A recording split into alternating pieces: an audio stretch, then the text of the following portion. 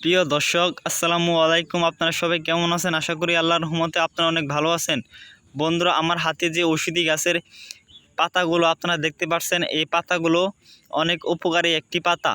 বন্ধুরা, যাদের অনেক পেটে কিন্তু কৃমির সমস্যা, কৃমির কারণে কিন্তু আপনারা কোনো খাবার খেতে পারেন না, আপনারা শুকিয়ে যাচ্ছেন বা আপনারা কিন্তু অনেক সমস্যায় পড়ে গেছেন। আপনারা বিভিন্ন ওষুধপাতি খেয়েও আপনাদের কৃমি দূর হচ্ছে না পেটে থেকে।